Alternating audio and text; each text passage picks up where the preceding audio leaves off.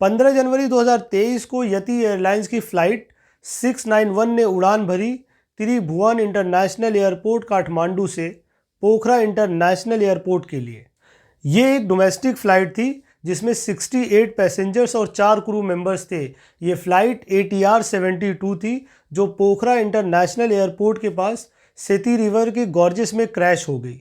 Wreckage, and it shows the final moment of the flight going down. And then you can see at one point where this plane completely tilts onto its side, and then the next image is of the plane.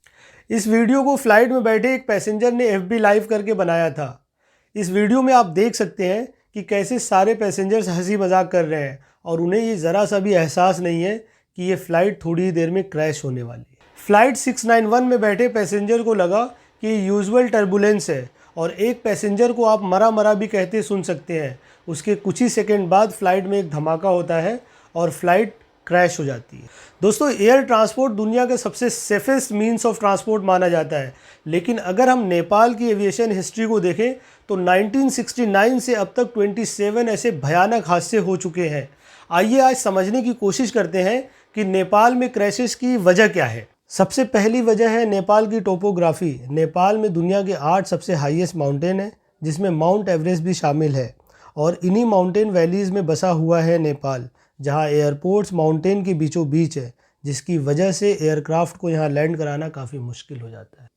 Captain Amit Singh, जो कि एक commercial pilot हैं और safety matters foundation के founder हैं, उन्होंने एक ANI की रिपोर्ट में बताया कि काठमांडू एक बॉल की तरह है जो चारों तरफ से पहाड़ों से घिरा हुआ है और इसका एयरपोर्ट इन्हीं पहाड़ों के बीच में है, जिसकी वजह से एक बहुत ही चैलेंजिंग एयरफील्ड है। नेपाल में क्रैशेस की दूसरी सबसे बड़ी वजह है आउटडेटेड टेक्नोलॉजी।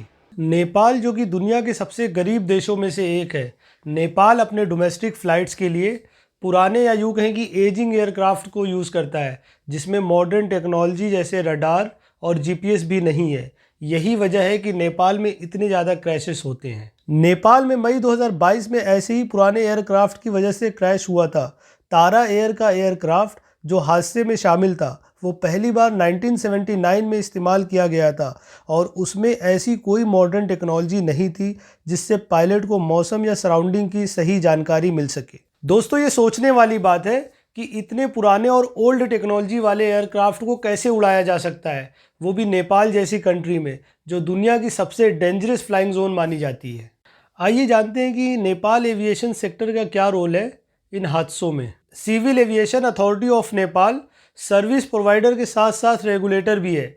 एक ही बॉडी होने की वजह से यहाँ करप्शन बहुत ज़्यादा होता है। यूरोपियन कमीशन और united nation international civil aviation organisation 2009 से अब तक नेपाल को सलाह देता आया है कि वो रेगुलेटिंग बॉडी को सर्विस प्रोवाइडर से अलग कर दे और 2 सेपरेट बॉडीज़ बनाए, लेकिन सालों की कोशिश बेकार रही है। काठमांडू पोस्ट के एक रिपोर्ट से ये पता चलता है कि अथॉरिटीज़ नहीं चाहती दोनों बॉडीज़ को अलग करना, क्योंकि जो टॉप पोजीशन होल्डर्स हैं उनका इससे दुगना फ़ायदा होता है और अगर दोनों बॉडीज़ को अलग कर दिया गया तो उनका प्रॉफिट रुक जाएगा।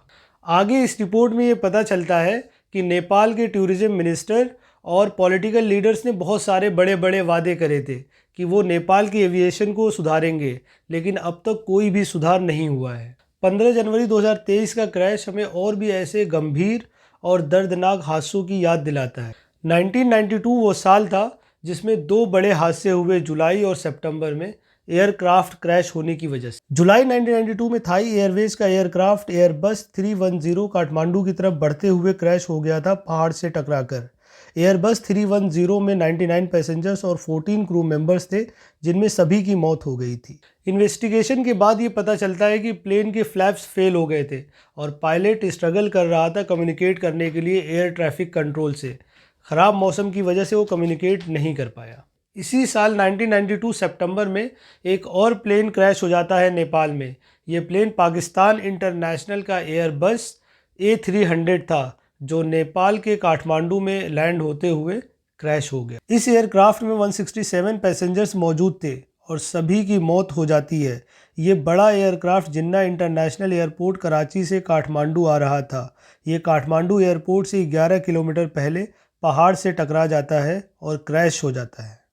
दोस्तों, इससे अलावा आपको याद होगा 24 दिसंबर 1999 को इंडियन एयरलाइंस का एयरक्राफ्ट IC-814 नेपाल से टेक ऑफ होते ही हाईजैक हो गया था। आप इस बात से भी अंदाज़ा लगा सकते हैं कि इतने टाइम बाद भी नेपाल एविएशन सेक्टर पैसेंजर्स की सिक्योरिटी को लेकर अनप्रोफेशनल साबित हो रहा है। इस वीडियो के आखिरी में बस हम प्रार्थना ही कर सकते हैं उन लोगों के लिए जो इस दुनिया से चले गए और उनकी फैमिली के लिए, और ये भी प्रार्थना करते हैं कि आगे फ्यूचर में ऐसे हादसे ना हों। नेपाल एविएशन सेक्टर को ये समझना होगा कि ऐसी डेंजरस फ्लाइंग जोन में उन्हें और ज़्यादा मॉडर्न टेक्नोलॉजी और सिक्योरिटी का बेहतर इंतज़ाम करना होगा। मिलते हैं अगले वीडियो में।